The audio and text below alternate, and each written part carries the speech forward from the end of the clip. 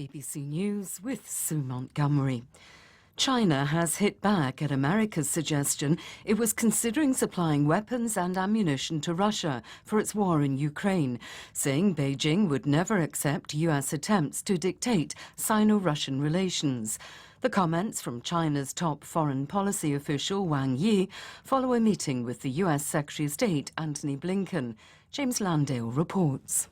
The United States believes Chinese firms are providing Russian forces with surveillance and technology.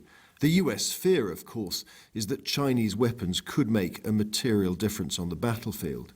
China's foreign ministry said it would not accept finger-pointing and coercion from the US.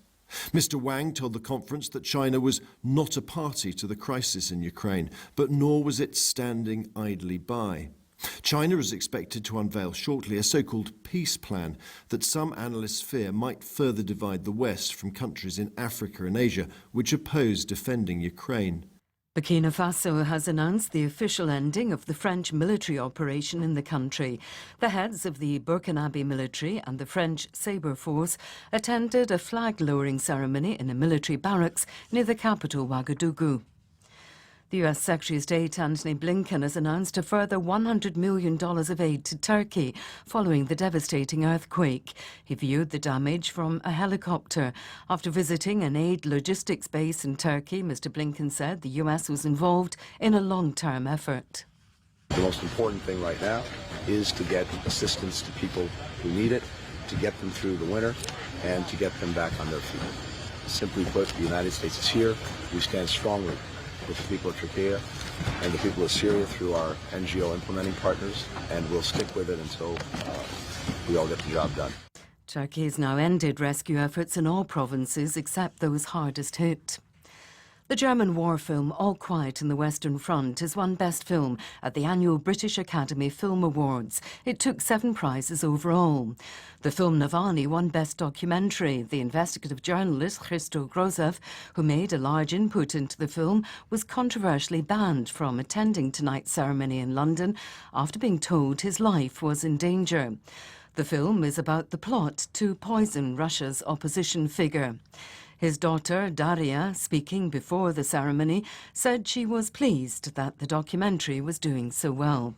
My father has been doing incredible work for the past 10, 15 years, and I'm happy that it's getting recognized and that there is a documentary that's being noticed by the BAFTA, by the Academy members. You know, I'm just humbled and honored. This is Sue Montgomery with the latest world news from the BBC. Meta, the parent company of Instagram and Facebook, is launching a verified subscription service on its social media platforms for a monthly fee. It follows a similar move by Twitter. The new service will allow users to verify their accounts using a government ID to get a blue badge added to their profile. Meta says it will also offer extra protection against impersonation. Scientists in Kenya have detected the presence of a malaria-bearing mosquito that's native to South Asia and resistant to local insecticides. The Kenya Medical Research Institute said its presence could reverse gains made in the fight against malaria, as the insect spreads very fast and thrives in dry and rainy seasons. Here's Rhoda Odiambo.